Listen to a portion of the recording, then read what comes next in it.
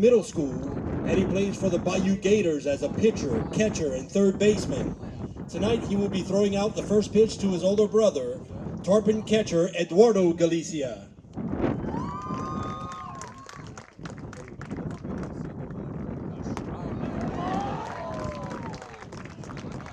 All right, let's hear it for Eddie Galicia.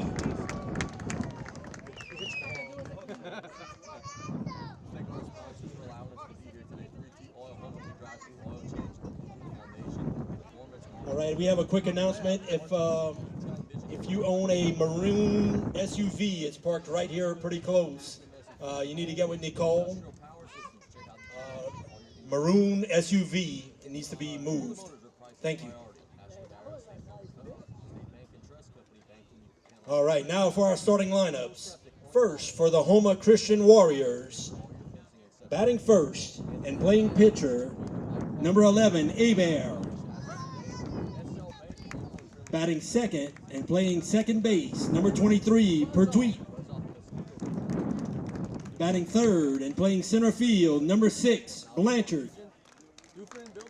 Batting fourth and playing shortstop, number 2, Pertuis. Batting fifth and playing first base, number 15, Martinez. Batting sixth and playing third base, number 1, Boudreau. Batting seventh and the DH tonight, number 9, Frigo. Batting eighth and playing left field, number 3, Dufresne. Batting ninth and playing right field, number 8, Lasang. And behind the plate for the Warriors, number 18, Bro. And all the rest of the Houma Christian Warriors and coaches.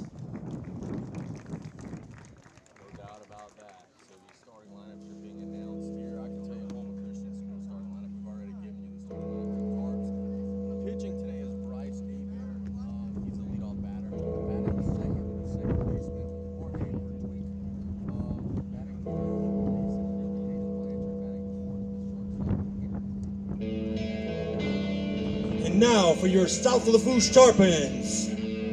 Leading off and on the mound for the Tarpons tonight, number 3, Luke Sanamo. Batting second and at shortstop, number 7, Jacob Pierce. Hitting third and at third base for the Tarpons, number 11, Jacob Curo. In the cleanup spot, number 2, your first baseman, Jack Leday. Batting fifth and playing center field, number 6, Hayden Colley. Batting sixth and at catcher, number 9, Eduardo Galicia. Batting seventh, the DH for the Tarpons, number 15, Camden Berg. Batting eighth and playing second base tonight, number 20, Mason Buzigard. Batting ninth and in right field, number 1, Josh Mack. And playing left field, number 5, Brock Johnson. And the rest of the South Lafourche Tarpons, head coach Chandler Guidros, assistant coaches Brian Chasson and Bucky Angelet. Please rise and remove your caps for the playing of our national anthem.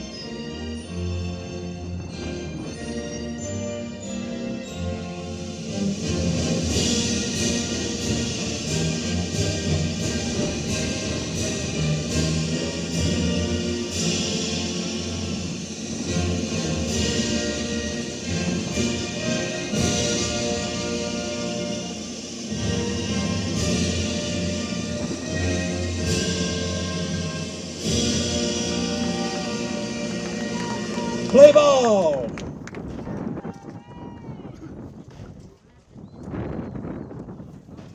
So we're trying to fight off this win. Hebert, Pertwee, and Blanchard will be batting in the first for the Tarpons against Luke Sanamo, who has been good this season. I had the mic on upside down. It's okay, buddy.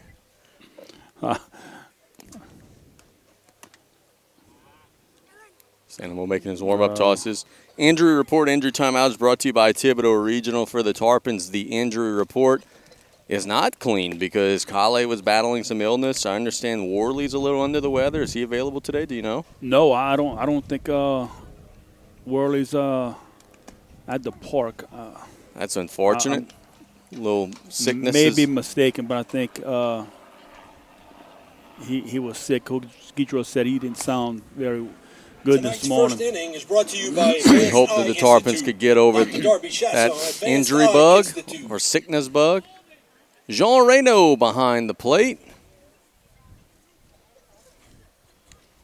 Cleaning that plate like a champ. Yes, he is. Hebert will stand in. Our first pitch will be brought to you by State Bank and Trust Company. Cajun Banking, served just the way you like it. To Bryce Hebert. In the top of the first inning, Sanamo delivers. It's a strike right down the middle, 0-1. This is a Houma Christian School team that struggles to score. It has been a challenge on offense all year.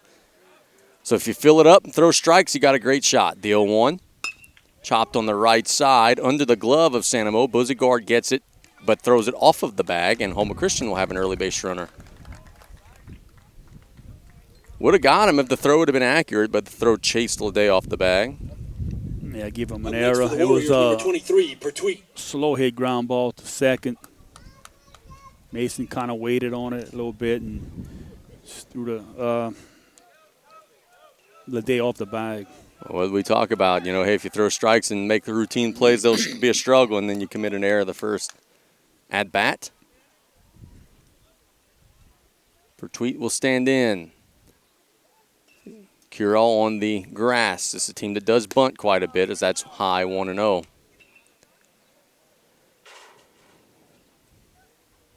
That wind is blowing. Yes, it is. It is a blustery day. It'll help from right to left field. Get it in the air. You've got a great chance. The 1-0 is a strike.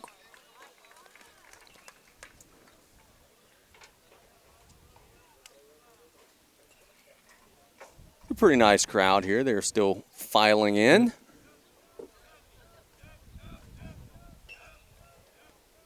The 1-1 from Sanamo shows bunt, pulls it back, pitches in the dirt, 2-1. Tarpons will caught a break there. Ball got a little away from Galicia. If the runner would have been breaking to second, he would have got there safely, but he was not going. You're watching on Bayou Sports. Bear with as the wind is blowing the iPad everywhere. That bunt gets down. It is a fair ball. It is an infield single. A beautifully placed bunt from Pertwee. The ball actually stopped on the chalk on the third base line. Next up for the Warriors, yeah, number Curel 6. came a long way to field that ball, and he did a good job of waiting to see if the ball would go foul, and the grass just held it up. Now, scoring chance for the Warriors. Hayden Blanchard stands in. Butch Terrio, the coach of Houma Christian School, doing a good job.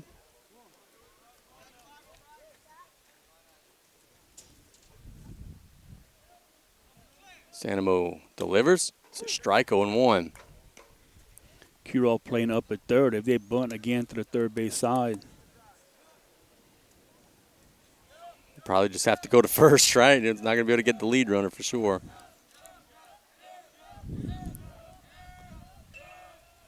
Showing it. Can't get it down. He can't pull it back. It's 0-2. Now what does Butch do?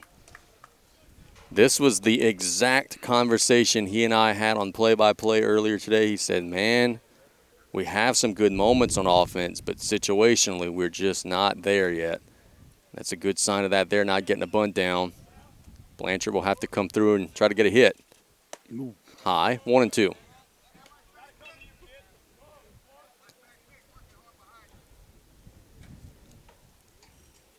Henry Pertwee is on deck for the Warriors. in the top of the first inning. Santa Mo's pitch, swing, and a miss. And there's one away. Good job by Eduardo not biting. Blanchard took off to first. There ain't nowhere to go. Next up for the Warriors, number 2, Pertwee.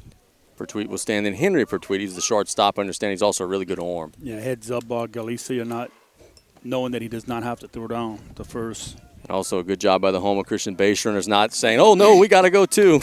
Everybody knew the situation. And a big first out for Santa Mo. That one's wide, 1-0. How about ground ball to Pierce, flip to Buzigard, toss to Lede? Does that sound good? Sure does. 1 ball and no strikes. Santa Mo's pitch. There's a strike. It's 1-1.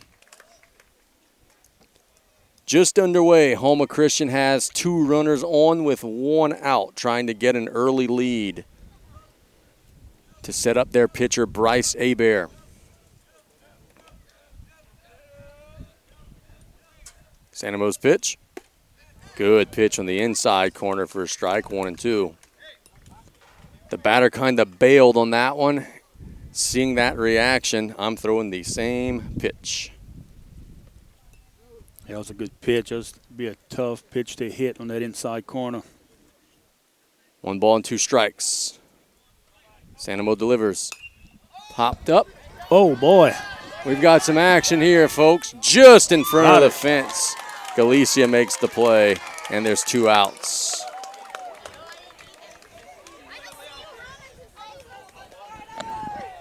Now, that was the closest the ball has come to us. Number 15, Yes. Martinez. It was to our right, but, yeah, that was almost over the fence. Martinez will stand in. I think Marcelo would have caught that one for us. Yeah. Marcella has been helping us a lot today, keeping the papers on the table, and it's been a struggle with all this wind. There's a strike 0-1. But we did get a Diet Coke, a hot dog, a Sprite. We got taken care of today. Ask and you shall receive. Beg and you shall receive. Time caught at the last second by Martinez. Find Coach Guitros, man, we've been starving. Looked at me like I was crazy.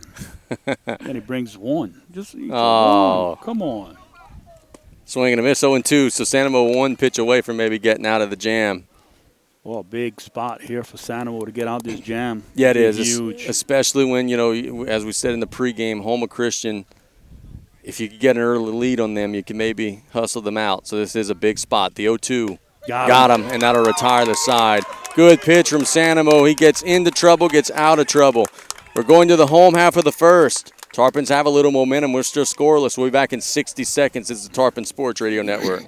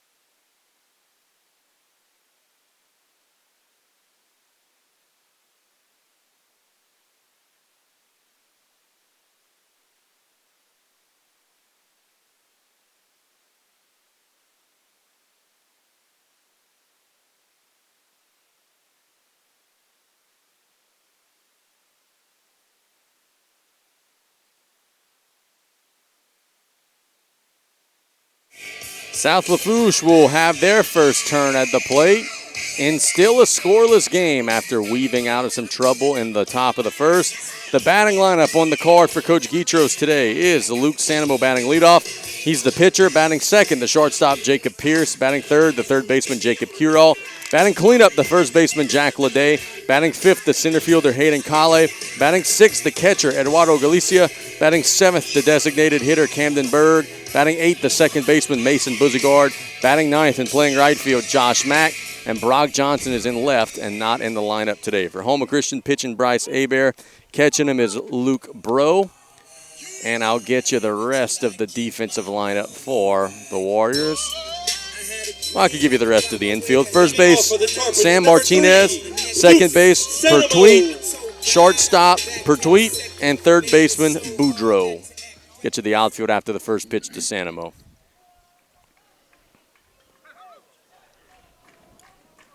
Pitch, high, 1-0 in the outfield for Houma Christian today from right to left. Lasang in right, in center Blanchard, and left Dufresne. That's the 9 for Houma Christian School. There's a strike, 1-1.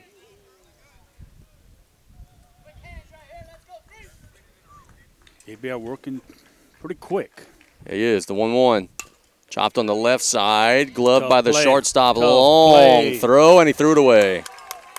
Sanamo will remain at first. I'm giving him an infield single on That's that what one. I'm doing. That would have been a really great play.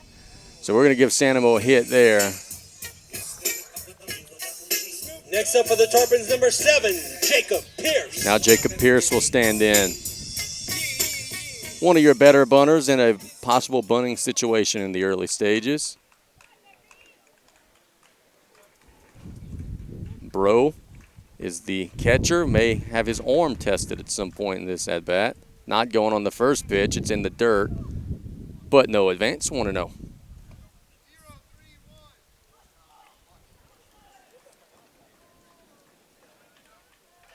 One ball and no strikes. Coach Guitro's hollering, hey, let's get it down. So he is showing bunt. They throw back, and the runner's in safe.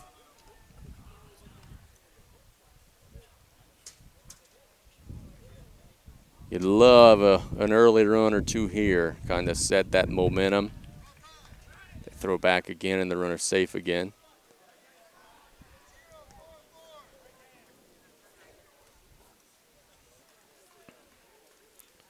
Hebert behind in the count. Pierce is trying to give you an out, but they're not necessarily charging in. Swinging this time, grounds it to third. They'll get it to second for 1, and they'll put it in their pocket. So it's a fielder's choice ground out. There's 1 away. Ground ball out. Boudreaux getting it to Pertwee. Next up for the Tarpons, number 11, Jacob Curall. Yeah, Boudreaux fielded that ball and kind of bobbled it a second. And Sanamo has some speed going first to second. Curall will stand in. Ooh, close play over there. Pierce is in safely. Yeah, a huge lead again. Just got to be careful. Some point he may try to take off. Curall had a couple of hits yesterday. Played well on one hit, at least to right. Reached safely another time. That one's foul.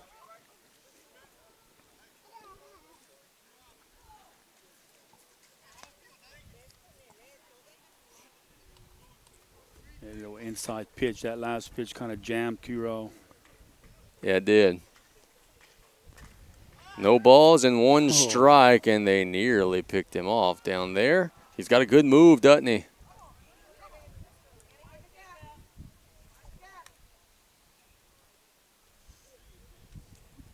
Runner takes his lead. Butch is upset on the call. Hit him. Oh, it hit him in the back, right between the shoulders. Hopefully Curall is okay. There are now 2 aboard. As Lede will stand in. Yeah, Coach Terrio wasn't happy on that. I think a pickoff attempt. Next up for the Tarpons, number 2, Jack Lede. He told me today, he said, look, Bucky Angela is one of my best friends in the world, but when this game starts, I don't like Bucky for 2.5 hours. And they're over there right next to one another. Butch is not happy. He's still arguing the call. Lede will stand in.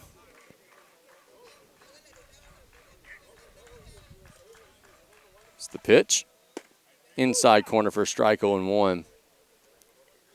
For those of you listening on Bayou Sports, if you hear the broadcast keep muting, it's because of Facebook rules. And when the music plays, I got to go down or else the video is going down. So it's not a technical issue on our side. The 0-1. Low. 1-1. Blame You got to go and mute it yourself? Yeah. Right. Blame Zuckerberg. Yeah, that's ridiculous. Leday's trying to get him an RBI here. And the pitcher steps off. Tarpons had an infield single from Sanamo. He then got retired on the field destroys ground out. Then Curall got hit. The 1-1. The runners are going. That's a hit and run. Ball on the left side will not be caught. It's in foul territory, and it's 1-2. Coach Guitros was trying to roll the dice and make something happen there.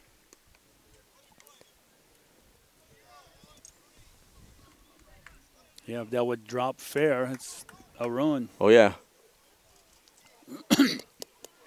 Ball actually stayed in the park. I thought he carried over the fence. On the Yep, still left sitting on that field grass side. out there. The 1-2. Inside, 2-2.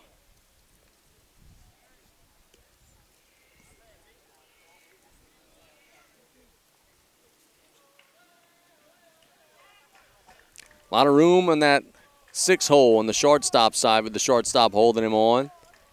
Now he retreats to 2-2. Got him. They'll ring him up on the inside corner for a strike, 2 away.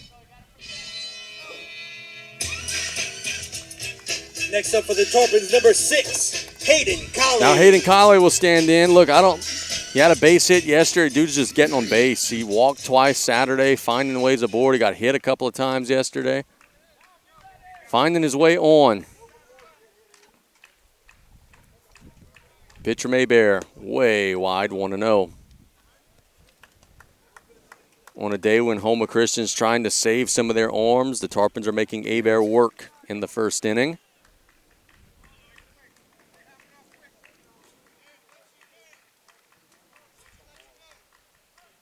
The 1-0. That's a strike, 1-1. Good pitch. In that first inning, Santa Mo had 17 pitches. About the job of Mason Buzigard last night. 100 pitches, but went the whole way. Just what the doctor ordered for the Tarps. The 1-1.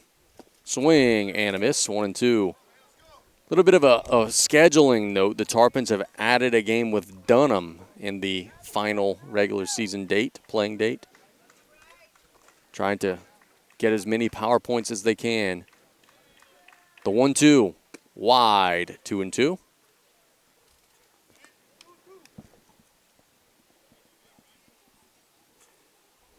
See if the Tarpons would have something on here. I know you don't want to get your third out at third base, but Colley's got a good eye. Figure if he has to swing, he could put it in play. The 2-2. Oh, he chased that one out of the zone just as I talk about how good of an eye he's got. So we might have jinxed him there. We're going to the second inning. We've played one. It's scoreless. We'll be back in 60 seconds. It's the Tarpon Sports Radio Network. Whoever said you can't have it all, never had internet that could do it all. Switch to Rev. No contracts, no data caps, no nonsense. It's the high-speed internet you need. Build your plan at letsrev.com. Let's Rev. Popsicles freeze. A Zoom meeting shouldn't. Switch to Rev. No contracts, no data caps, no nonsense. It's the high-speed internet you need. Build your plan at letsrev.com. Let's Rev. As even as it could get. one looking, one swinging. Yep, no doubt. H, crazy.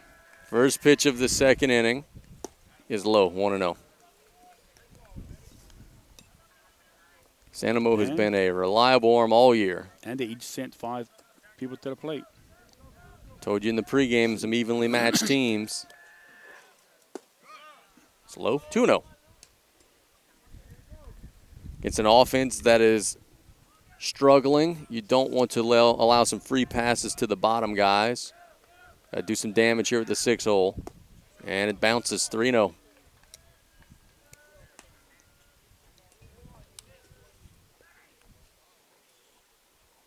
See if Santa Mo could come all the way back.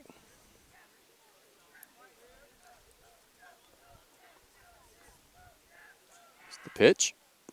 And it bounces again. So he has lost that release point momentarily. Galisi is going to go talk to him. It's the 4-pitch walk. Now Figo will stand in.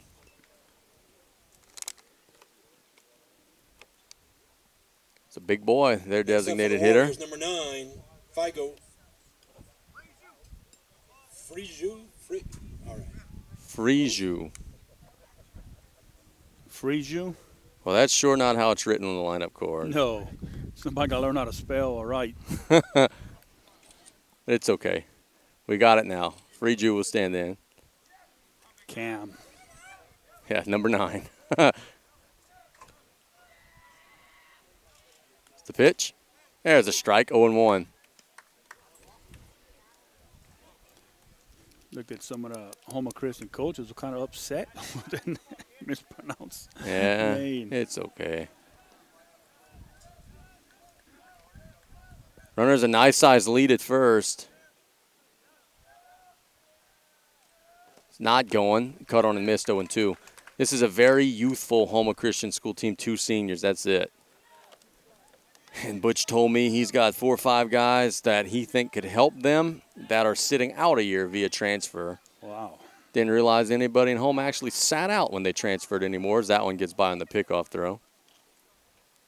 If Lade holds on to that ball, it's Close. yes, very close.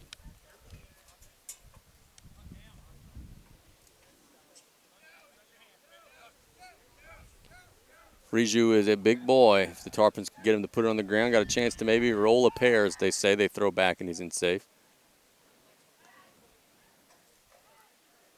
I know our base umpire is Twin, but I don't have a clue what his actual name is. Kerry. Kerry, okay. Kerry Chasson. The 0-2.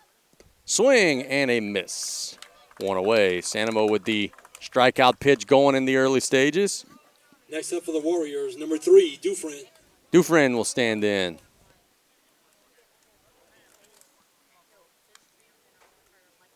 Top of 2, as you can see Butch's frustration there. He's telling his dugout, man, we got to put it in play. 3 strikeouts in the early on. Sanamo's pitch. Chopped up the middle, could be 2. Gets it to the second base bag for 1, to the first base bag in time. That'll retire the side. It is a 1-4-3, or was it 1-6-3? 1-4. 1-4-3 double play for the Tarpons, and they get out of the leadoff walk jam. We're going to the bottom of the second, still scoreless. We'll be back in 60 seconds. It's the Tarpon Sports Radio Network.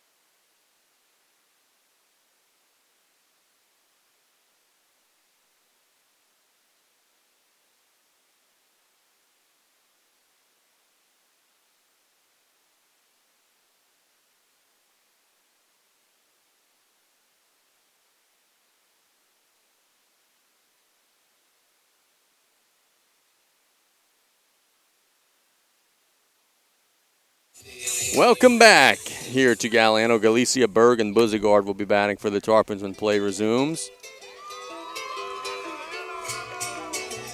They got a big Eduardo cheering section today as the music hits. They're having a good time. See if he could make it count with a knock. A lot of folks here rooting on Eduardo. First pitch he sees. Hit, foul, 0-1. From Bryce Hebert. Boy, big, smooth double play from the Tarpons to get out of that last half inning. Right to Sanamo. He showed, hey, you know what? I'm an infielder. I know how to handle my position. Fired a strike to Buzigard, who got it to Lede. The 0-1. Good pitch. Inside corner for strike, 0-2. I thought he was going to get hit by that pitch. Yep. Hebert working quick. High, 1-2. Looks like Hebert's been watching some MLB.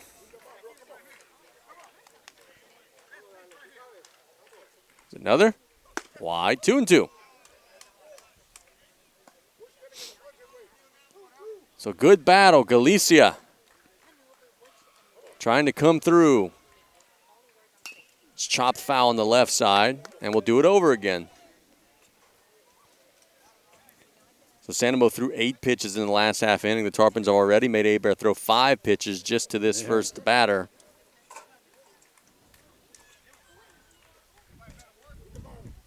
Pitch number 6 coming right here. And it's low. Good eye by Galicia, working it full. Good at bat from Eduardo. He was behind 0-2. Fouled a ball off, working the count. Now it's full. See if he could draw a walk or get a knock here. The 3-2. They walked him. What an at-bat from Eduardo. That's a good job there. And see if that could get the Tarpons going.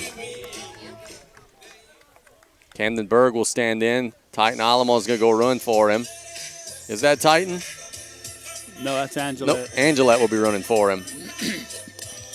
Tarpons courtesy runner, number 22, Kaden Angelette. Up next for the Tarpons, number 15, Camden Berg. So a really good at-bat from Galicia setting the table. The Tarpons have the leadoff man aboard for the second straight inning. See if Berg could stay hot. He has had a couple of nice offensive games lately. Pitch. Oh, excuse me, swing, foul ball, 0-1.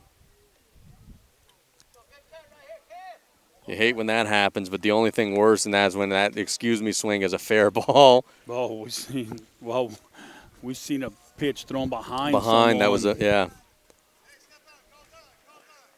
Time called by Berg. Coach Guitros wants to go through the signals one more time.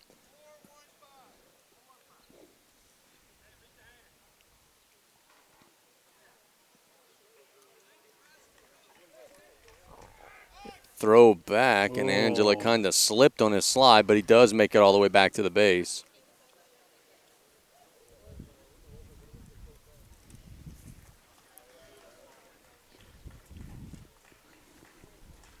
The 0-1. That's a strike, 0-2.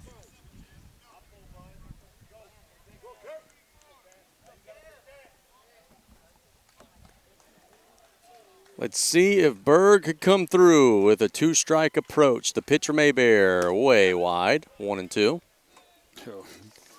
Catcher, Bro tried to frame that ball up. That was way outside. Yeah, you're going to pull a muscle trying to frame that one It back. took him a second to bring it back in. Big old lead from Angelette. He's going. It's high. It's a good pitch to throw on. And he's in there. The throw was up the line on the first base side, and the Tarpons take it. And watching Bro and his in between the innings, his throw down to second, they've been high. So the Tarpons may be able to take advantage of that. So you got your bunt for free. Now let's see if Camden can maybe get you an RBI. He's worked it back 2-2. It's the pitch. Low and in the dirt. A second straight Tarpon batter falls behind 0-2 and's worked it full. Good approaches from those Tarpon hitters.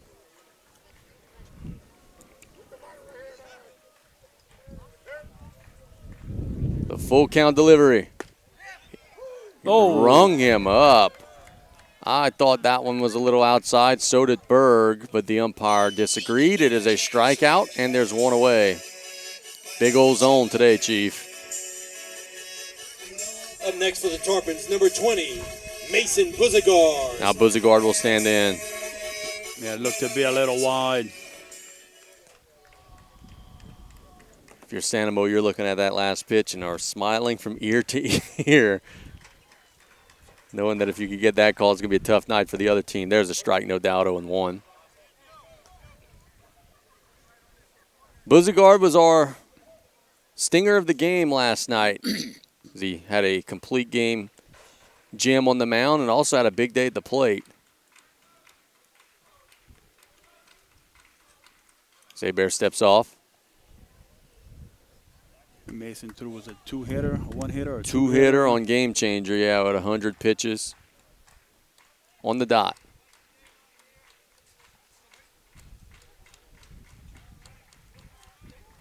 The 0-1. That one's hit on the left side. Bad hop to the shortstop. Gonna score a run. And the Tarpons are going to likely score a run. Yes, they will.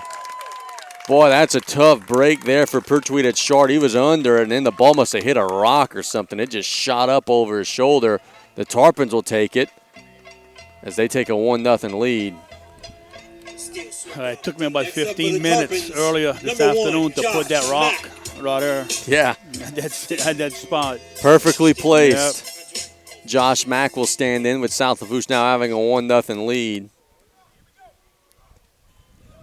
Mack has been swinging it well out of the 9 spot. There's a strike on the outside corner, 0-1. We mentioned in the pregame the importance of getting an early lead. Well, you got yourself a run.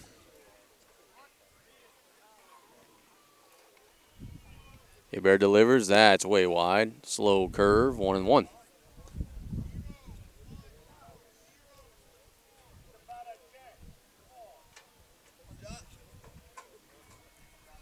Buzigard has the lead.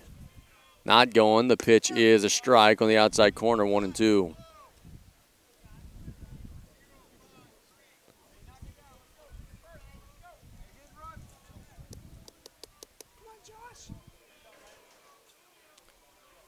One ball and 2 strikes. Foul into the netting, and we'll do it over again.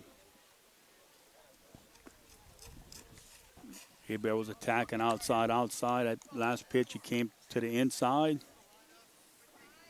Mack got enough of it to stay alive.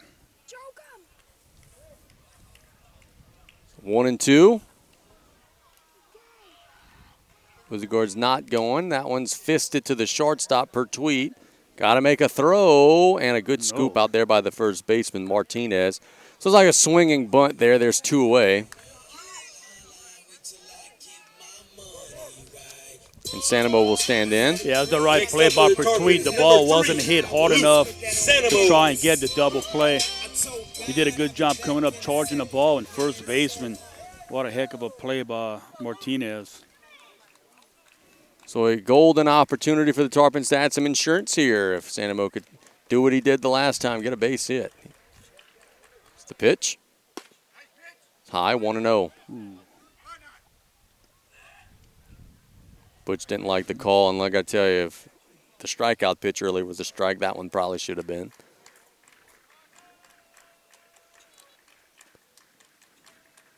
One ball and no strikes. There's a strike, 1-1. Good pitch. Well, you kind of knew that was going to be a strike. I think after he gets yelled at. Yeah. The 1-1. It's wide, 2-1.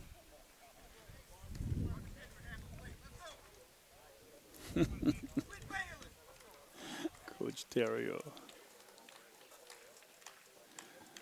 The hole on the left side for Sanamo. That's high. 3-1. Coach Terrio saying it's hard to pitch with half a plate.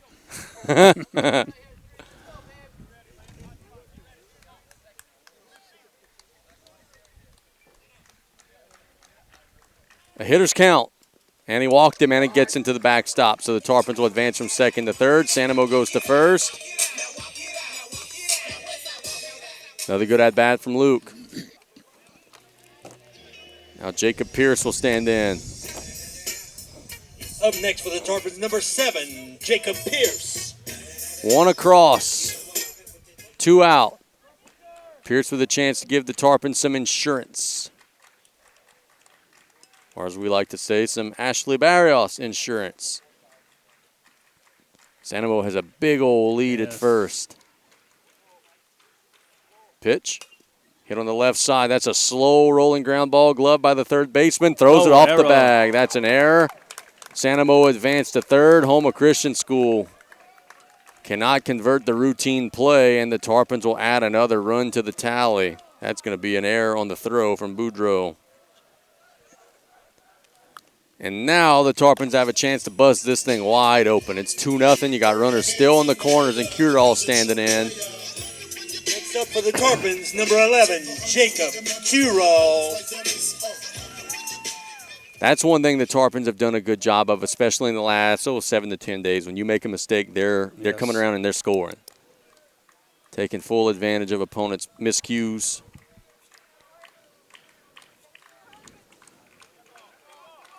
Pierce has a huge lead, and he's hung up, but I think the Tarpons are – now he's going to just go and take second. Houma Christian didn't want to get in a rundown, so the Tarpons just basically take the free base.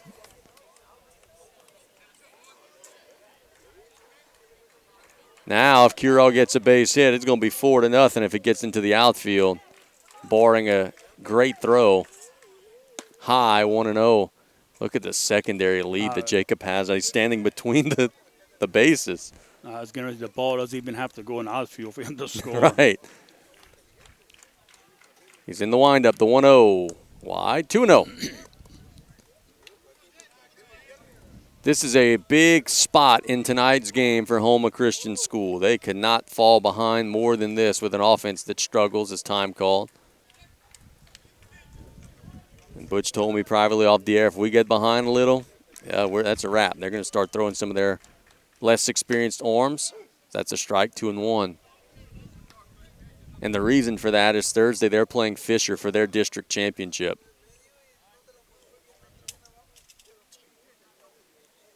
Timeout is called. The catcher going to talk to the pitcher. This mound visit brought to you by 3T, home of the drive-through oil change. And you wonder what's too far behind. I would think these two guys on base right here would be too far behind. I think if it gets to 4 or more. But we'll see. The 2-1. That's hit on the right side. Should be routine, and it is, and it'll retire the side. So a lazy fly ball to Martinez on the infield will put it away. But the Tarpons get the lead. They lead 2-0. We're going to the third. We'll be back in 60 seconds. Is the Tarpon Sports Radio Network.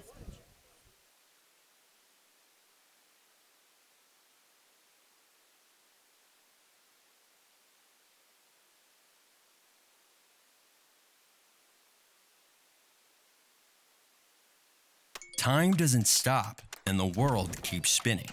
Community, culture, and communications, the powerful circle that connects us together.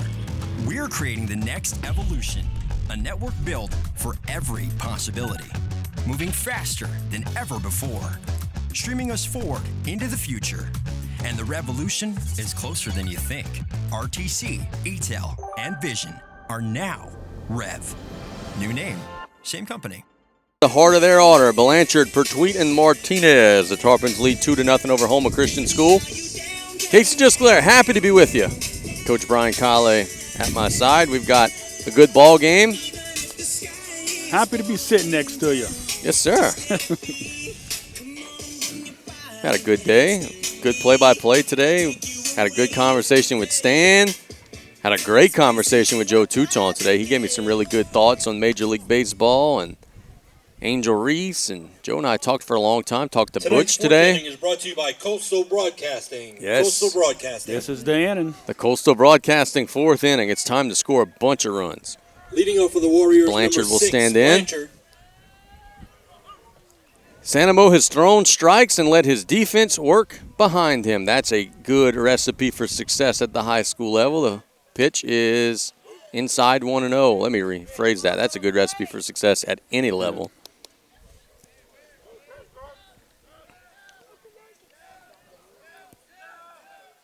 We get a little later into this broadcast as that's low 2-0. We could get you some scoreboard updates, which are brought to you by Maritime Safety Solutions. LSU's playing Nichols in the box. Starts at 7. Strike. Your boys on the call? Yeah, my partner Jack Benjamin on the call. The 2-1. Hit on the right side. Leday handling a tricky hop, gets it to the bag. Good job, good defense. And there is one away. Up next for the Warriors, number 2, Pertwee. Pertwee will stand in. I've got some Nichols work to do on Friday. I got a softball doubleheader that I got to take care of over there. Softball. I have no idea. Yeah, I thought I didn't go to those, right? I had no idea or have no idea rather, is the first pitch to Pertwee is a strike. I have no idea how those ladies ever get a hit. Ever. Yeah, Throwing them flat ground, close. I have no idea how they ever get a hit. But they do. Great hand-eye coordination. The 0-1 from Sanamo. Low, 1-1. See, look where the umpire, and I'm not being critical of him, just pointing this out. He's lined up to the left of the catch. Look where he's at. 1-1. Oh. It's foul. Hit somebody, either Eduardo or the umpire. I think it hit Eduardo. Something tells me Eduardo will tell Coach Guitros, go back into the dugout. I'm okay. Yep, that's pretty much how it went.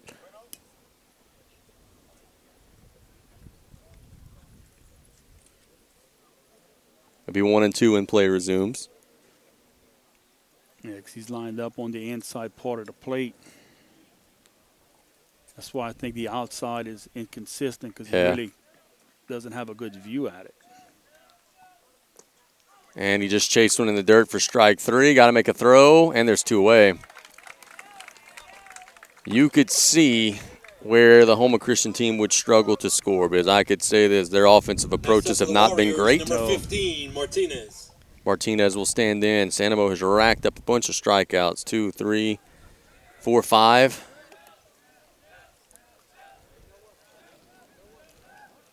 It's chopped foul. It's 0-1.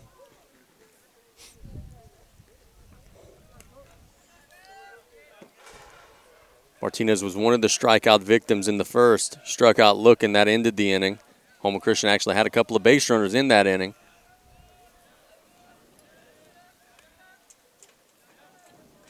The 0-1. Strike, 0-2. He kind of sort of check swung, but it was just a called strike. Sanamo 1 pitch away from getting through the 4th. And he's remaining very economical. The pitch. Low and wide, 1-2. Galicia will go and hustle that ball.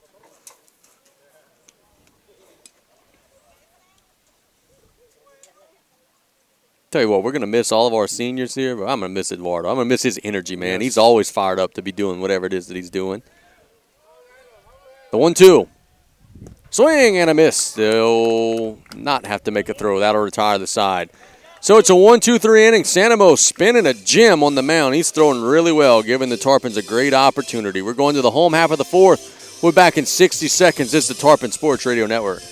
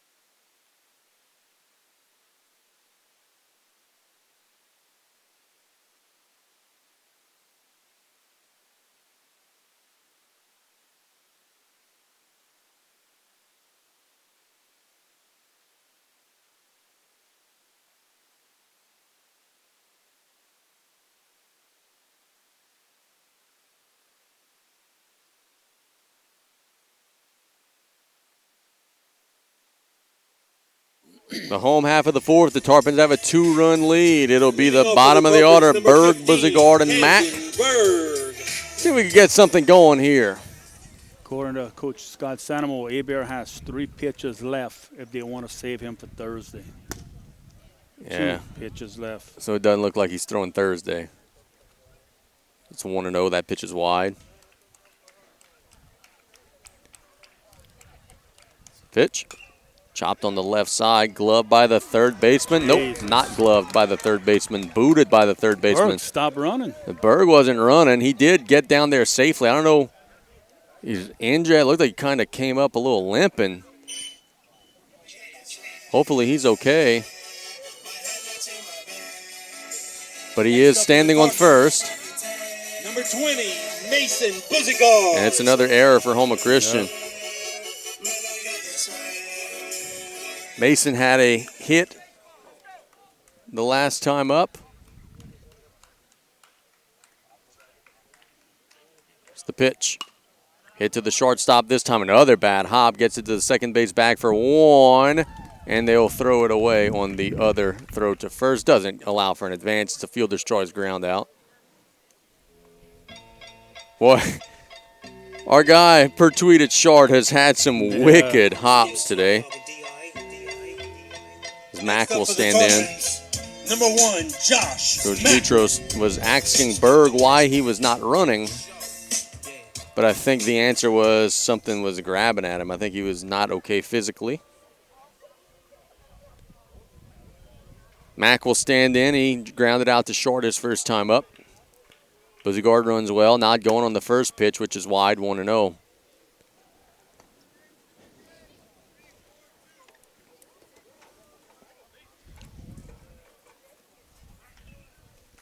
Already in the bottom of the fourth, Tarpons got just 9 defensive outs left to get. It's already into the later stages, the 1-0. Hit hard. There's a base hit. Solid shot to the left field side as Mack comes through. We told you his last at-bat he's been swinging it well. And he comes through there. 2 ducks on the pond for the Tarpons now as the top of the order and Sanamo will stand in. Next up for the Tarpons, number 3, Luke Sanamo. Look, man, Sanamo's throwing extremely well. It's a Houma Christian team that struggles to score. They can't allow another run. They've got to stop it right here. Sanamo has a hit and a walk. He's had a good day at the plate.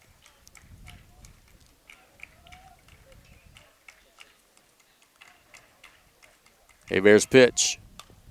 Little off the end of the bat shot on the right side. Slow roller foul 0-1. You think Hebert is going to go the distance now for Houma Christian? Might as well now.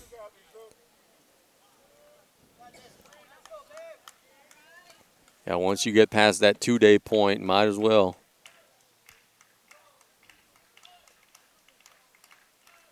Taking a look at both runners. And the 0-1. That one's hit to left, but right at him. Just rotten luck for Sanamo there. Hit it on the button. Left fielder hardly had to move. That was Dufresne. There's 2 away. Next up for Now the Pierce Tarpons, will number stand 7, in. Jacob Pierce. He reached on an error and grounded out on a fielder's choice grounder. He's been clutch this year. Let's see if he could come through. Buzigard runs well at second. If it gets into the outfield, he'll be marching home. Mack at first runs well. Strike. It's 0-1 on the outside corner.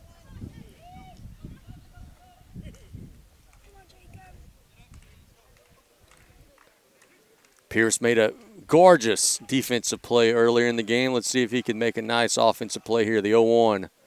Hit hard right to Pertwee, and that'll retire the side. He hit it on the button, almost took out his base runner Buzigard, then it got into the glove of the shortstop to retire the side. So Tarpons get 2 on the bases, nothing on the board. We're going to the 5th. It's 2-0 South Lafourche. We're back in 60 seconds on the Tarpon Sports Radio Network. ETEL is now Rev, and we were built on Louisiana know-how, serving businesses like yours with solutions and local customer service for nearly 100 years. From storm-proofing your internet, phone, and managed services, to being there for you 24/7 with local reps who really get to know you. Right now, you can get 1 month free of internet and hosted phone. A simple solution for your business. Call or click today. Rev Business. Powerful solutions, unmatched local service. Get a victory over a 10-win opponent. They lead 2-0. 10-12. Yeah, 10-12. So losing record. Yes, sir. It's Boudreaux. Frigo, I think. I think that's how they said it. And Dufresne will stand in. Tonight's 5th inning is brought to you by Rev. Frigo. Rev sponsoring this inning. That's for the Warriors. our partners. They're right behind us, Dylan, working that camera.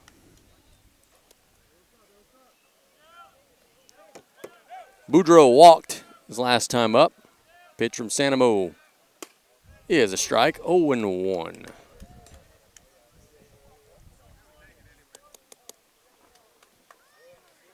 Coach Butch just said they're taking a strike. So, hey, pump the first one over, the 0-1. It's a strike 0-2.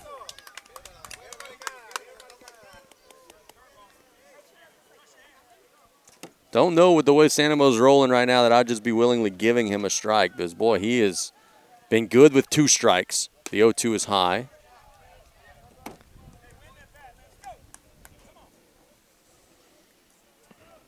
As we said in the last half inning, it's already getting late in the 5th. The 1-2. Foul tip. Was it caught? He's out. Galicia caught it. Foul tip into the glove. Is he?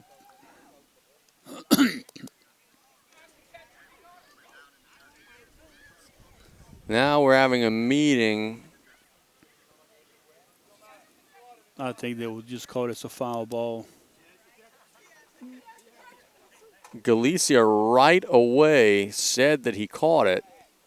But of course he's going to say he caught it. But I mean, it's a strikeout if he caught it.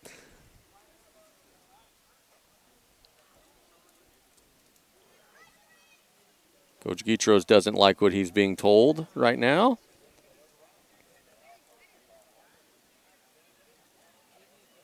The initial call was that it was a foul tip into the catcher's mitt, but I think they're in the process of overturning that right now based on Chandler's body language in this conversation.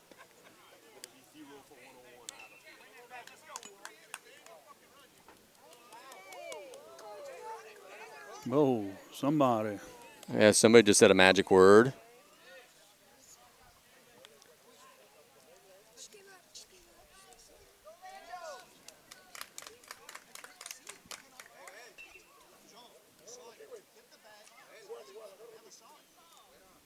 Chandler is not happy. We're hearing what he's saying. It's 1-2. It is going to be called a foul ball. Yeah.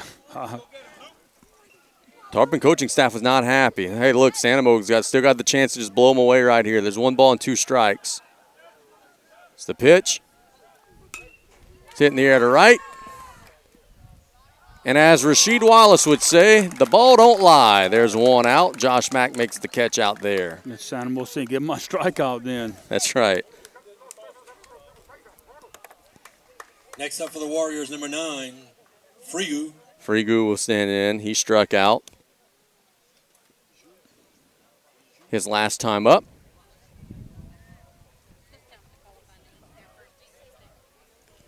Santamo doing a good job there, not letting that little fiasco bother him. He came back with the very next pitch and put him away.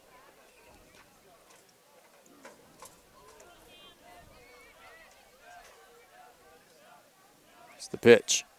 Wide, 1-0. Someone in the Tarpon dugout said a magic word, though. They have to be careful of that. And Coach Guitros was arguing, if you didn't see it, you can't call it. Yeah, you got to call what you see. But if he didn't see him catch it, you can't call it? So that's why I'm not an umpire. Yeah, you can appeal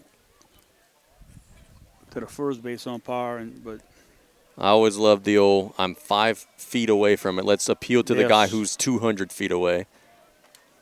The 1-0.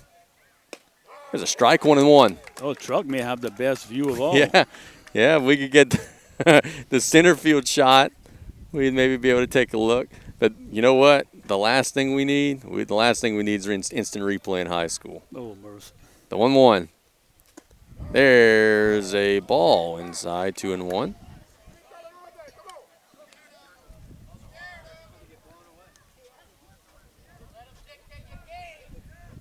Two balls and 1 strike. Swing and a miss, 2-2. Plate umpires getting it from both sides right now. That's how you know it's a good game. Same thing like the national championship game Sunday. Both fan bases were upset. The 2-2. Low and in the dirt. Good job not offering, and it's full. It's a Houma Christian offense that is struggling. You don't want to help them with a walk. Let's see if Santamo could battle back. The 3-2. Hit up the middle. Pierce will field it. got to make a throw, and it's not caught down there. Coach Guitros is going out and appealing, saying, hey, Leday got the baseball back before the runner touched first. And there are some trolls in the home side saying, hey, appeal it and change the call.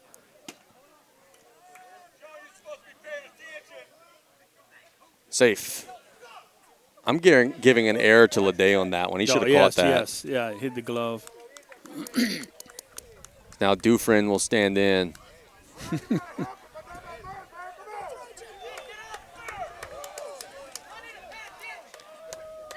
Next up for the Warriors, things are getting tense here in Galliano. There's a runner at first with one out. Dufresne will stand in. He grounded into a double play his last time up. That one's hit. Going to be two again. Buzigar to the bag, to first. It's another double play, and that'll retire the side. That's a 4-3 double play. The second double play Dufresne grounds into in the day. A drama-filled top of the fifth. The Tarpons get out of it with nothing on the board. We're going to the home half of the fifth. It's 2-0. Back in 60 seconds is the Tarpon Sports Radio Network.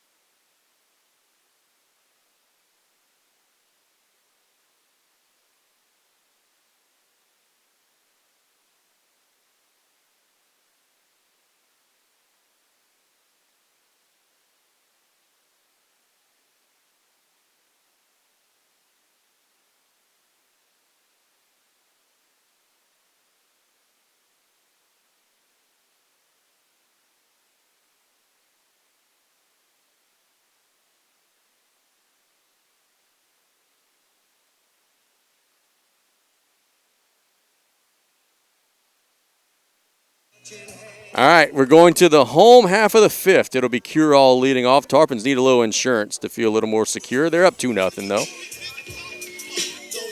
Hey, look, man. People are getting heated. There's arguing with the umpires. The one guy who was not flustered was Luke Sanabo on the mound. He just kept throwing strikes. Got the big ground ball double play to get out of it. Great job by Luke in that last half inning. Hebert continues on. The first pitch of the bottom of the fifth to Curall. Time called. Jacob popped up to first and was hit by a pitch. He's 0 for 1, looking to come through here. There it is. That one's hit up the middle, off the second base bag. Either way, it would have been a hit. It was either getting through or it hit the second base bag. So it's a leadoff single for Curall.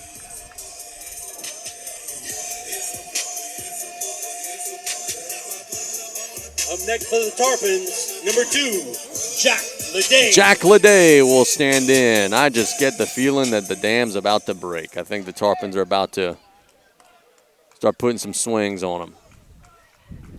Maybe I'm wrong.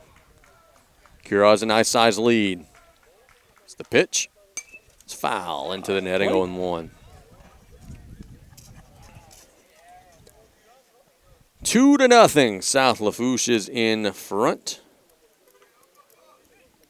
in a game that is moving briskly along in the bottom of the fifth. We had a nice, quick game yesterday, too. Hebert takes a peek at Curall. I think Curall may be gone. He's not on this pitch, but that's a curveball hit to short. Pertwee fields it, gets it to the bag, and throws it away. Curall going to advance to third. Houma Christian School cannot get out of their own way today. They have made so many defensive mistakes. There's runners at the corners now.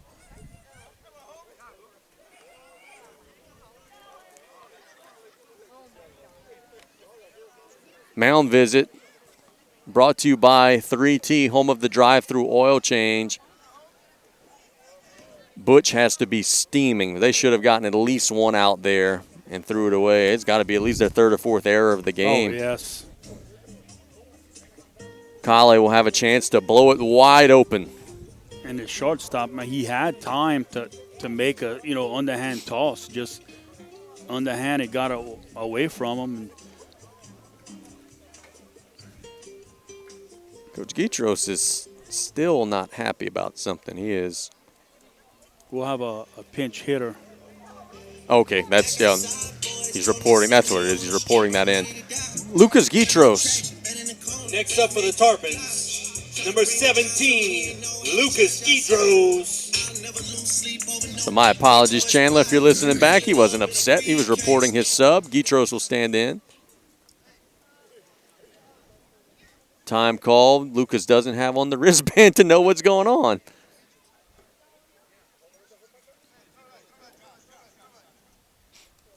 Oh, Tarpons having all sorts of issues getting Lucas a wristband. Now he's got one. You don't know whether to bunt or hit and run or whatever without that band on.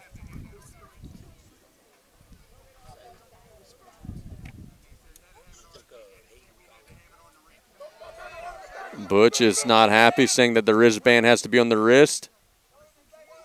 He just got thrown out. No, he got confined to the dugout. Oh.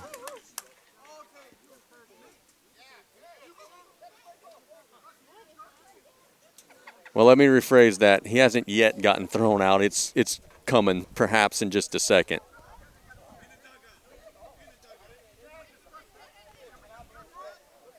Butch is saying that the assignment secretary says you got to have the wristband on your wrist, and Lucas does not. He's now being confined to the dugout.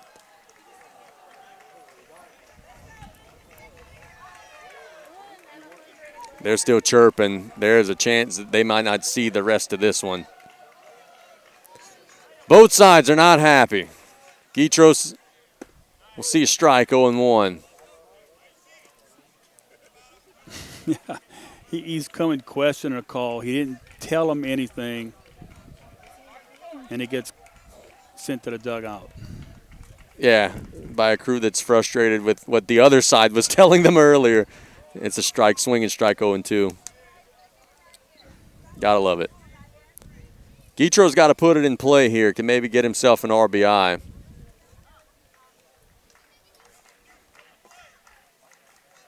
Hebert has pitched well today.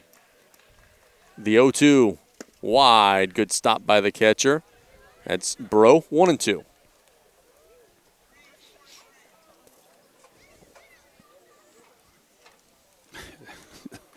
Oh, you just got to laugh at some things. Yes. Interesting day at the park. The pinch hitter trying to get a big hit for the team here. The 1-2. He gets a piece of it to third. That'll get the run home. The throw's high. Oh, my goodness. The Tarpons are going to have runners at the corners after another Houma Christian School error. It's 3-0. It's not been the best day for Landon Boudreaux over at third. He's made several errant throws. And Eduardo has a chance to continue to drive it home. Kale's going to run. Pinch running at first base, number 6, Hayden Kale. So Kale re-enters after the at-bat from Gitros. Is Houma Christian going to go and make a sub over at third? What's going on over there? Just checking on the hand. I think they're looking for an excuse to chirp. He's checking his third baseman. He's kind of like he'd have a blister on his hand. He's made several errant throws throughout the course of the game. I think like he may well have pitched or something a couple of days ago, may have a little blister, as you said. Galicia with a chance to really do some damage. They throw back and the runner's in safe. And the bad throw takes away an RBI from Gitros. Yep, that's unfortunate.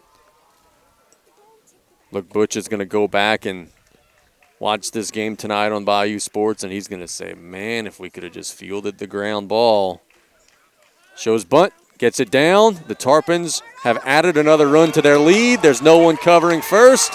Eduardo Galicia comes through with a beautifully placed bunt. There's runners at first and second, and it's big danger time now for the Warriors. That's an infield single and an RBI for Galicia. Camden Berg will stand in. 15, Camden Berg. Angelette will go run for him. It's now 4-0. There's still no outs. Pitch running at first base, Angelette. Yeah, first baseman was charged, and he could have possibly come home with it, but he looks back at first and no one covering. So it's a huge opportunity here for the guys in blue, or white rather. The pitch is a strike, 0-1.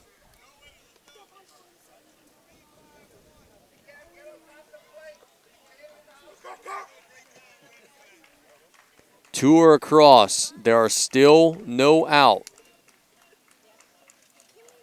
The 0-1. Foul tip into the glove. It's 0-2. Buzigard is on deck for the Tarpons. That pitch count for Hebert's got to be climbing.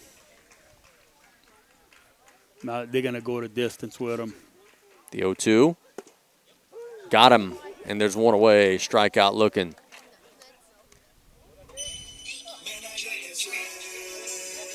Up next for the Tarpons, number 20, Mason Buzigard. Mason Buzigard will stand in. He had an infield single to short. Grounded out to short. Mason was our stinger of the game the last time out. That was less than 24 hours ago. Hebert's pitch. Hit hard, foul on the right side, 0-1.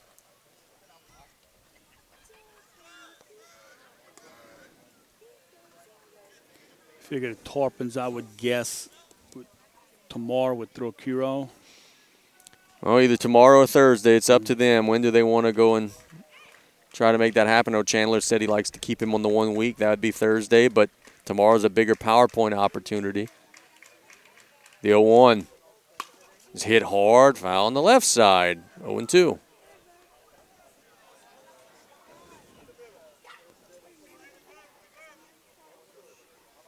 Four to nothing. The Tarpons are trying to do like Al Davis said back in the day. Just win, baby. Just win as many games as you can. See if you are in the top 24 before it's all said and done. The 0-2. Low, 1-2. And then, of course, we've also got to follow Chalmette because if they win their district, which I think they're actually playing their championship game today, I believe so. Then you got to get into the top 23. The 1-2. Wide, 2-2.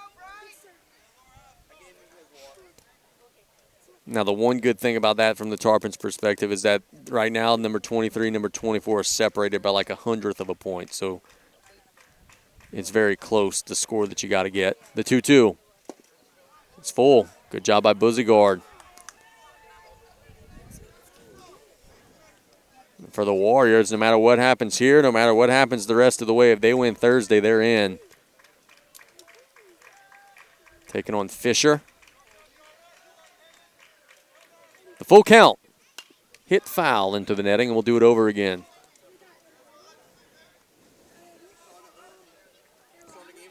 Josh Mack is on deck. He laced a solid base hit to left his last time up.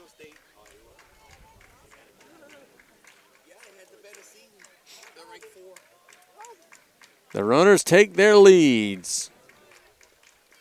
The 3-2. Hit up the middle, slow roller. Hebert fields it, gets it to third, and he's out. Got the force. Oh, I didn't see the ball bounce. Yeah, it was a right off the plate. And there's two away. The Tarpons, number 1, Josh Mack. And Mack will stand in with an RBI chance.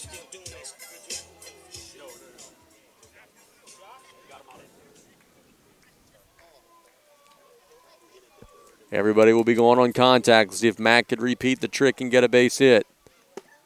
Strike 0-1. Congratulate the LCO girls winning the Paris Track Championship yesterday.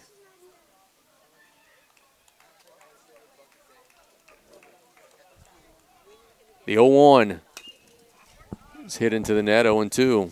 She's jumping for. Let's see where the ball was, man. You did better than me. You saw it. Right.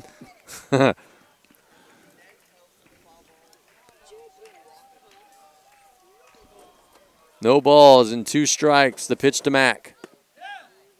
No, sir. Outside, 1-2. He's giving you a little bit on the outside, not that much. And look, what all would have happened, it's only a 4-0 game. Yeah, oh yeah.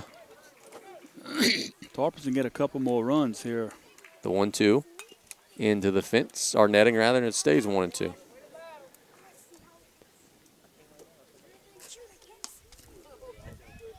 Houma Christian is offensively challenged, but boy, you would love to pile on as many as you can, make it difficult on them. Mack is fighting and battling. I like him in that 9-hole. He's done a good job since moving there. The 1-2. Hard, or slow chop rather, on the left side. That's an infield single. I said a hard chop. I meant a slow chop. It was a slow roller high chop to the third baseman. Boudreaux actually made a good throw that time, but Matt gets his second hit of the day, infield hit, and now the bases are loaded for Sanamo, Next up for the who's Tarpons, got a chance number to 3, blow this thing wide open. Sanamo. Sanamo has a hit. He's walked and he's flown out. I should say lined out to left. So he's seen it well off of Hebert. Out of the windup. It's a strike, 0-1. Look, people are frustrated, but again, the umpires lined up on the inside corner. That's why it's so inconsistent, that outside strike call. Just 0-2.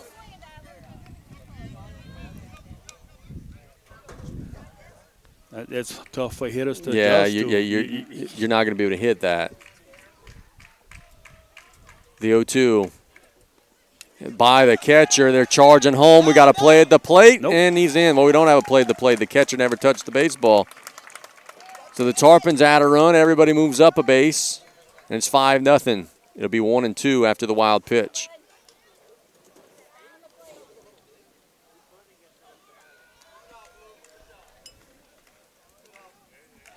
It's a big week for the Tarpons. We've said it all week. They've outscored their opponents 13-0 so far, taking care of business. The 1-2. Fouled. Good job by Sanamo staying alive.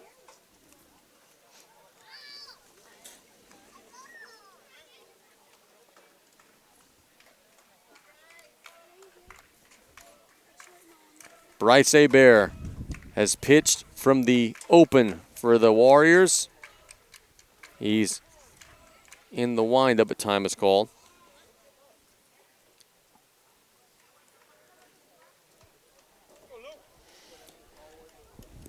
See if Luke could get the barrel on something. Muscle it through. The pitch. Foul. Good job from Sanamo, making him work. Do you have a number of how many pitches he had to start the inning?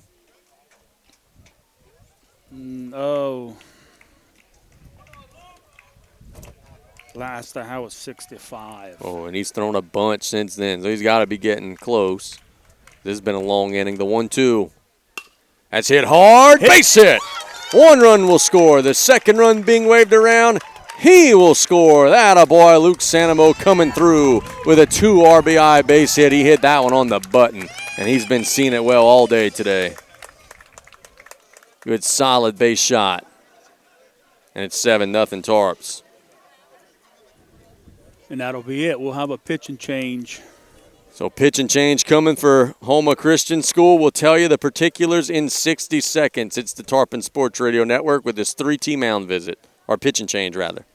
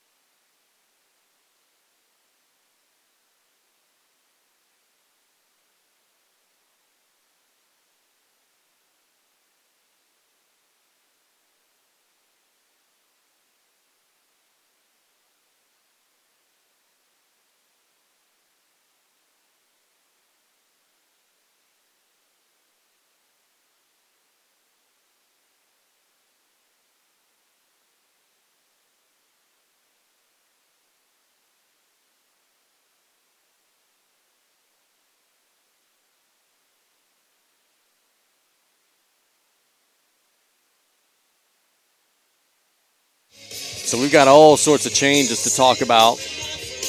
The new pitcher is 9. That's Frigu.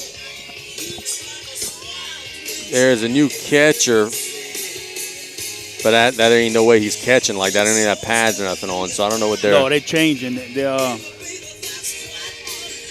catcher's in the dugout, I believe. So we'll figure out all the particulars, but Frigu's the new pitcher for Abear. Abear is number 11. Where in the field will he be going? Somewhere on the infield. The new catcher is, well, he's got his gear on. We'll never know his number. I think that's going to be a per tweet. That might be the. Let's see if we can maybe get a hint. That may be a shortstop. That's 2. So that's the shortstop, Henry, per tweet. That's now catching. Which leads me to believe that Abear might be the new shortstop. Correct. Either way, the Tarpons have taken full advantage here in this inning, and they are now in complete control, leading 7-0. And they may have some eyes in the next half inning, or maybe the rest of this inning, of trying to get out of here. And Titan Alamo will be running for Sanamo. That's good. Get Luke off of his legs, get back in that dugout, get ready to finish this one out. Got a big old 2 RBI hit a second ago that chased Abear out. Sanamo saw the ball great all day. Had 2 hits, or has 2 hits. Drew a walk and lined out to left. Jacob Pierce will stand in.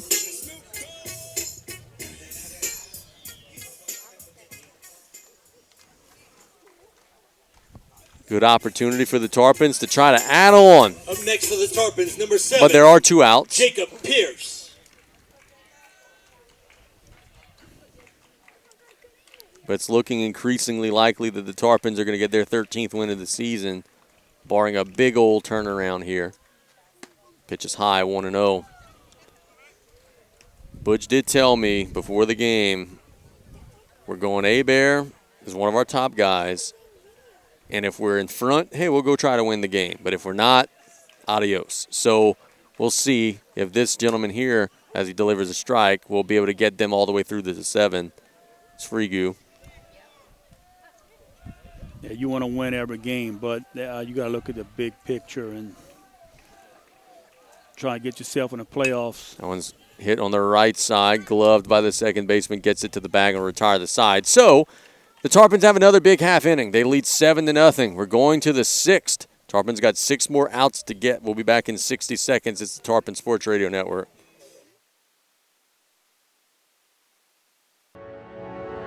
The Peretti family of dealerships has been committed to excellence for nearly 100 years now. We have 3 dealerships, New Orleans, Baton Rouge, and now the North Shore. We are known for community service and superior customer service called the Peretti Pledge. To deliver this, we rely on technology, and Rev keeps us running efficiently. Inventory, service, appointments, telephone, it all ties together to keep our customers happy. The Rev team is local and reliable. We consider them partners of Peretti. Adams. Don't know if he'll stay in the game in the field or not. They may re-enter Lasang. The pitch. That's hit in the air. Should be routine for Kale, and it is. 1 pitch, 1 out. That's one of the best things that Sanamo has done today. Of course, he's been extremely effective, but he's been extremely economical as well.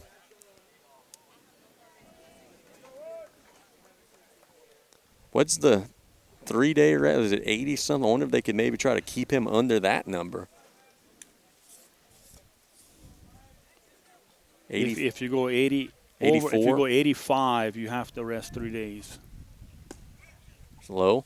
So do you know what his total is currently?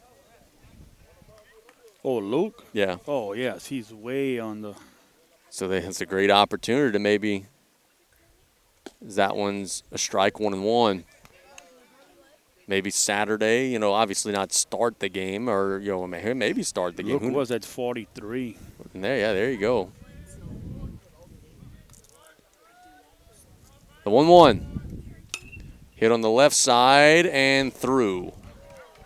So Houma Christian School gets a base hit from their leadoff guy, Abear. Now Pertwee will stand in. Next up for the Warriors, number 23, Pertwee. I mean, right here, if the top of the order it doesn't produce, that's why they have trouble scoring. Especially this game here, the bottom half of the order is not producing at all. It's been some strikeouts. And look, now that's the only second hit of the game. Yeah, it's been a struggle today for the Warriors. But Sanamo has a lot to do with that. He is throwing strikes, making them put it in play. Runner takes his lead. Here's the pitch. High, 1-0. 7-0 for the Tarps. Now, saying that, the top five in the order struck out 5 times. Yeah, when you only got 2 hits in the 6th, it's pretty much the whole order that's struggling. The 1-0. The strike they'll throw back and the runner's in safe, so it's 1-1.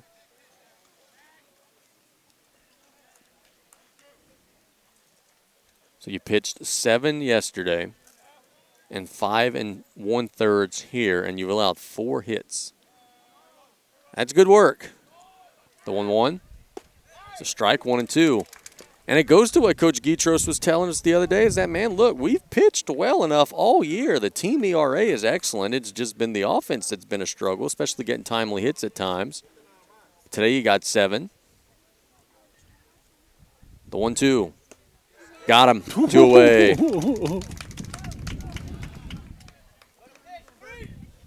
Next up for the Warriors, number 6, Blanchard. Now Blanchard will stand in after the crooked K. 2 strikes, man. You got to protect. Blanchard is 0 for 2.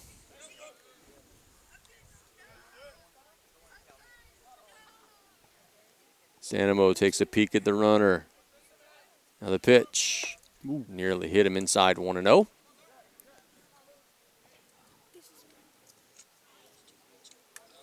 A little surprised with a 7-run lead in the 6th that the Tarpons are holding on the runner over there. Figured you'd want him in better position for a ground ball. It's hit in the air on the right side. Mack charging in, and he won't be able to make the play. Not the best base running from Houma Christian School as the Tarpons kind of throw the ball away, but there won't be any advance. The runner kind of froze a little bit. Bro, there's 2 outs. You got to go. And as a result, there was a throw over at second, but it is a hit for Blanchard. So he should be at third right now. Yep. Mental errors. Mental errors, no doubt. Pertwee will stand in. Next up for the Warriors, number 2, Pertwee. It's got to happen right here for the Warriors. They've got to get multiple runs across in this inning to have a puncher's chance.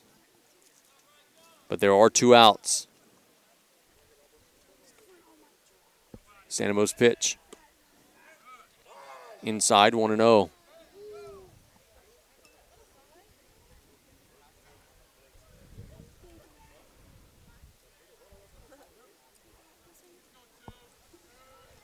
It's the 1-0. Hit hard up the middle, and that's through for a hit.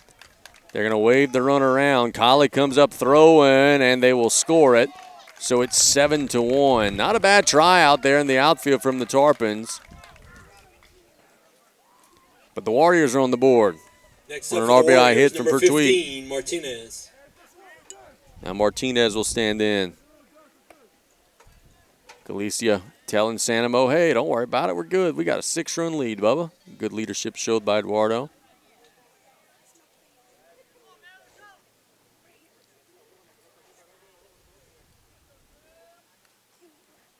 Sanamo staring into the mitt. Time called at the last second.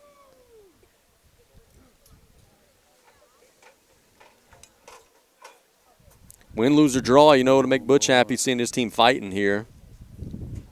Trying to take a little momentum into Thursday.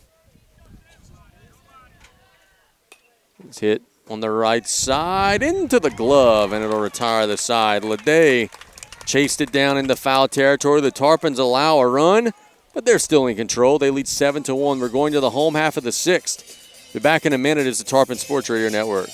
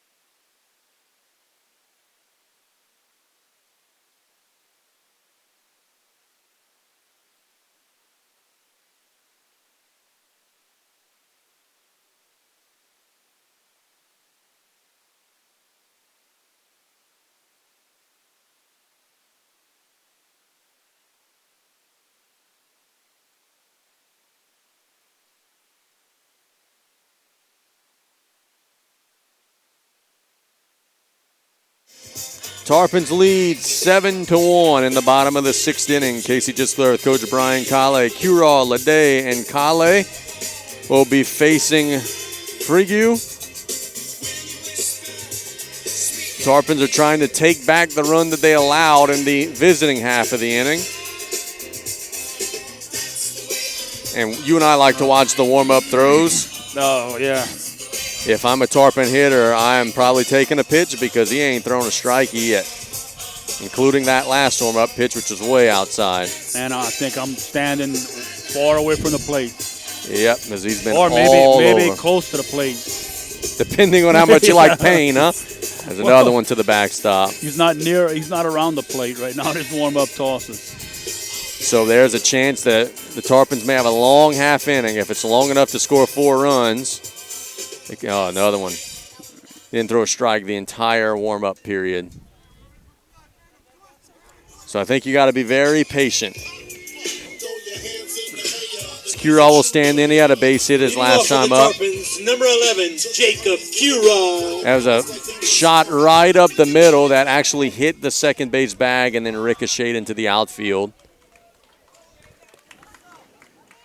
See if Curall could come through again. It's the pitch. Hit in the air to the right side. That's dropping. Foul. Just foul. Curall was on his way to second, but the ball dropped foul. But that's what you like to see, though. You know, been very easy to say, oh, it's a pop-up. They're probably – no, he was all the way almost on second by the time that ball landed. If it would have dropped fair somehow, he'd have got a triple.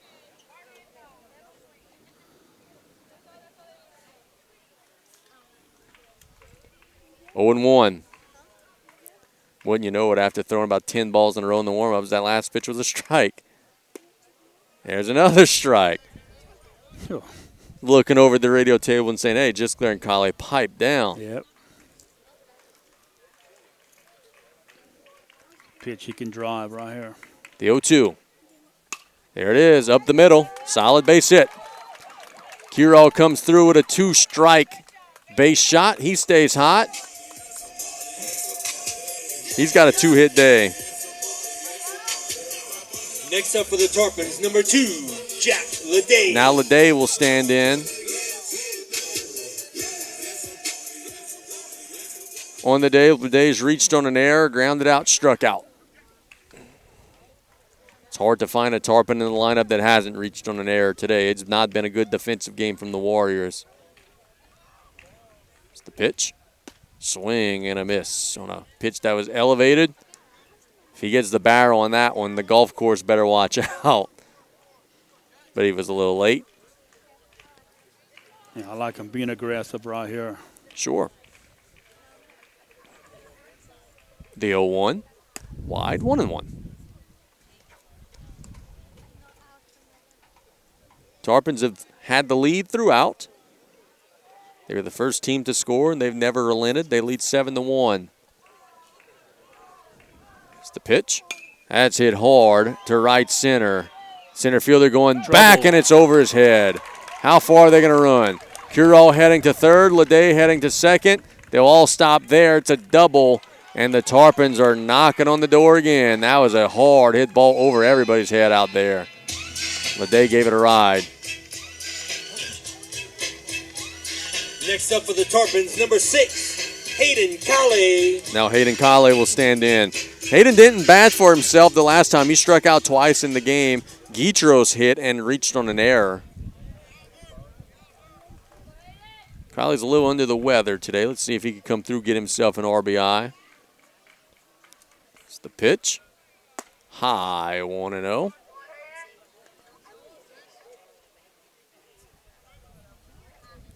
Well, let me rephrase that, and I'll ask you this after the 1-0. Which is hit behind us, I hope. It's a 1-1. Did Hayden go to the doctor today because of a sickness or because he got hit in the face by a ball and beamed? No, it was a sickness. Okay, I was about to know if he was going to check on his ribs or if he did take a beating yesterday. I didn't know if it was a physical visit. The 1-1. That's hit hard to left. Going back. is the left fielder who will make the catch near the fence. Everybody tags up. It'll be an RBI sacrifice fly. Collie gave that one a ride on a windy night, and it's 8-1. The Tarpons get the run back.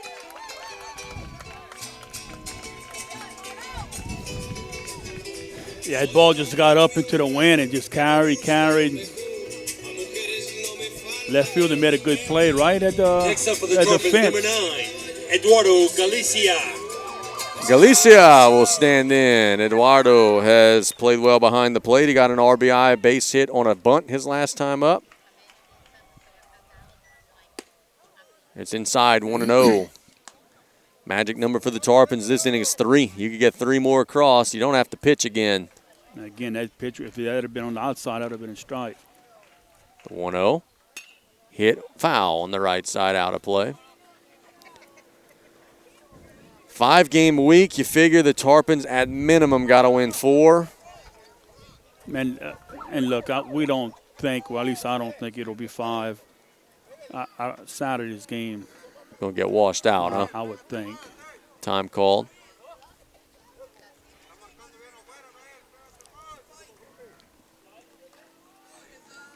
You never know. The 1-1. By the catcher, they're coming home. Play at the plate. He's in there. The Tarpons have added a run to their tally. The bases are now cleared. The pitch is obviously called a ball, and the magic number is now 2 for the Tarpons.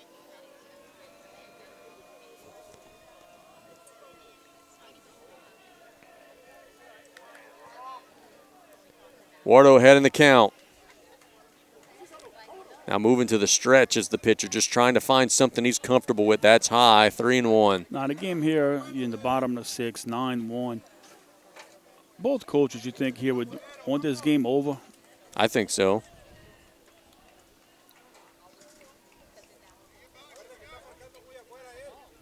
You know, with Coach Terrio coming, I said, okay, we got 3 more outs to go, but 9-1 down big. There's a walk. Oh, if that's not a walk, they forgot the count. I was about to say it is a walk. They find calmer heads prevailed. Now the winning run coming to the plate in Mr. Camden Berg. We've been calling it all season. Could we possibly see? Pinch hitter. Yep, it's going to be Brock Johnson hitting for him. Let's see if Brock could come through. Up to bat for the Tarpons, number 5, Brock Johnson. It's 9-1. Brock Johnson represents the winning run. At first base, Caden Angelette. Angelette will run for Galicia. How about the day from Eduardo? He's reached base safely 3 of 4 times today.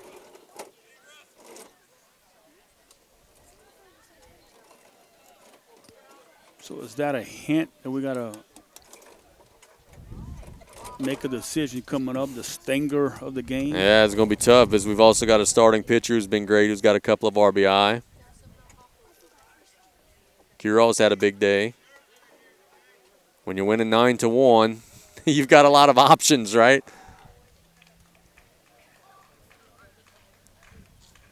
Johnson stands in.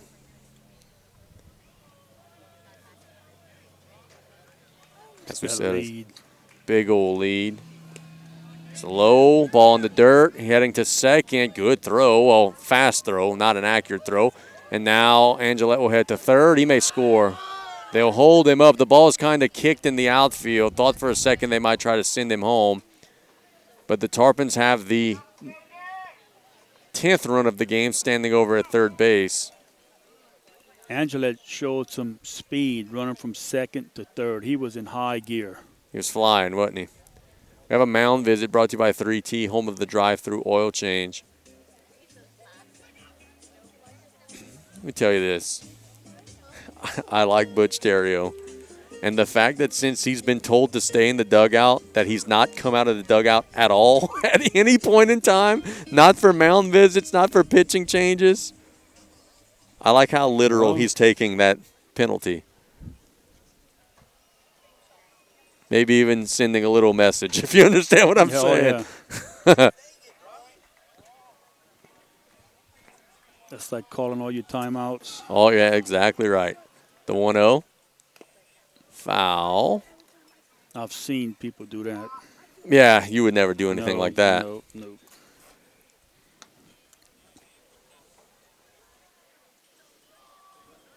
I've seen a guy threaten to fire his assistant coach during a game one time based on something a referee did.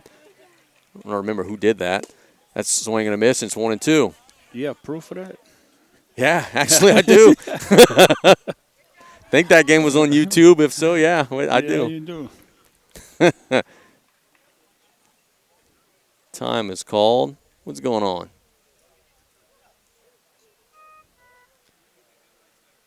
Oh, we got some lights Got a on. headlights Yep. way. Oh, Yep, you behind kidding us. me. Think they've got it now.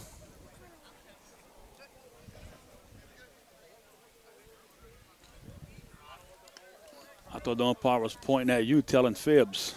No. So that man's lying over there. Let's get him out. Hey, look, at one place that we have done basketball before, they made us take off our laptop because the Apple light was shining. So I didn't know if I had a flash on.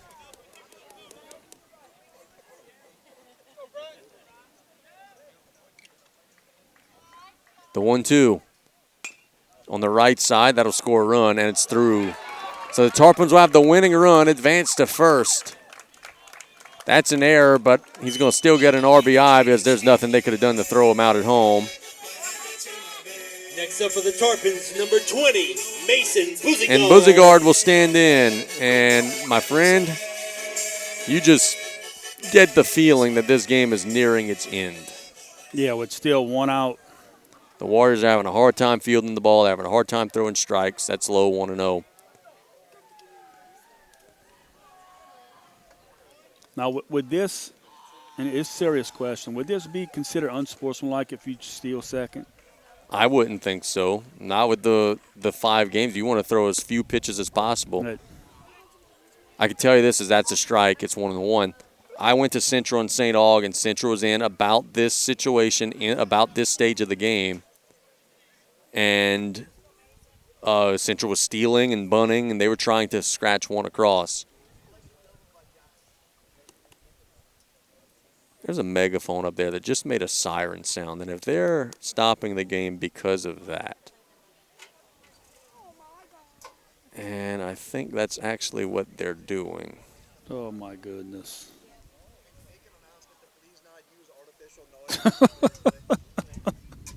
Oh, gosh. Please refrain from using artificial noisemakers during play. Thank you. Oh, what a kidding me? mess.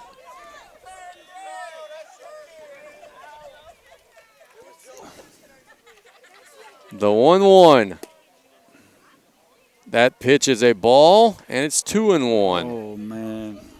I can't wait for play-by-play tomorrow from 11:30 to 1 on KLEB. Started off with an artificial noisemaker and just That one's have a grounded on the whistle. left side. Slow roller, got to make a throw, and he does. Good throw. nice play. But the winning run advances to second. And the Tarpons are trying to ice this down with a base hit. Next up for the Tarpons, number 1, Josh Mack. Mack will stand in. He's got a chance to end it.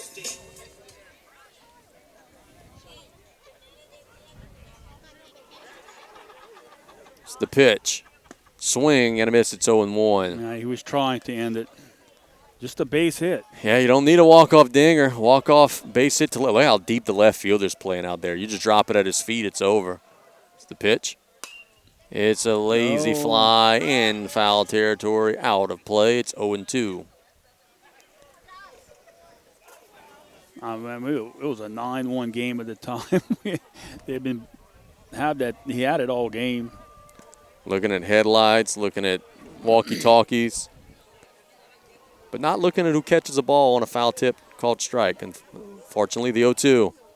Wide 1-2. Putting a coach in a dugout. He's questioning a call. Been an interesting night. It always is. It's a job I don't want to have. The 1-2 is by the catcher. The winning run will advance to third.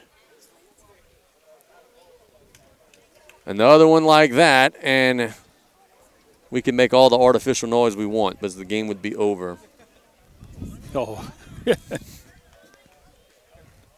2 balls and 2 strikes. It's the pitch. Hit hard to center. It's dropping, and the game is over. It is a walk-off base hit for Josh Mack, and the Tarpons get a 10-run, 11-1 victory. Coach Brian Kiley, some final thoughts. The Tarpons get their second straight win of the week and get a run rule over Houma Christian. Look, again, awesome performance on the mound from our pitching staff, and the umpires took off running after this game. Be safe going home. And he was in I'm sorry, but he was in a full sprint down at third base line. Look, again, awesome job by Sanamo on the night. Just a great job. Tarpons hit the ball, and again, they're taking advantage. If you make mistakes, if you walk batters, if you hit batters, if routine plays, if you make an error, the Tarpons took advantage of it tonight, and that's how they can get a walk-off 11-1 victory tonight. And again, 2 games in a row, we stay out the bullpen, and the only reason I'm saying that, not that I don't have confidence in the bullpen, is that with a 5-game week, you're going to need those arms later in the week. I'm going to let you pick. Who should we give the Buzz-Off Stinger of the game to? Brought to you by Buzz-Off. I'll give it to Luke Sanamo for his job on the mound. He led off the game with a base hit. In the 5th inning, he got a 2 RBI base hit. And just his performance on the mound kept Houma Christian off balance for the majority of the game. They only hit him. He gave up 4 hits. In the 6th inning, they had 3 hits on him. Maybe he was getting a little tired, but still, just a stellar job, again, from our pitching staff. And, look, if we can keep pitching the way we're doing and hold these teams to limited runs, you can see the Tarpons get on that winning streak this week, which I think is needed. And all you can do now, and you got to is win. That you got to worry about what you do and win, and whatever happens is going to happen. In a week and a half to 2 weeks, we'll look at things and see where the Tarpons are going to stand. No doubt, very well said. Let's put a pin in it. The Tarpons get an 11-1 win over Houma Christian School. They're back in action tomorrow against Ascension Catholic. We're not carrying that one on the radio, but we are back at it Thursday as the Tarpons are taking on Ellender on the road over at South Down Field. For Coach Brian Kiley, this is Casey Gisler wrapping up. Good night, everybody. Tarpons get a victory. Play-by-play tomorrow at 11:30. Good night. God bless.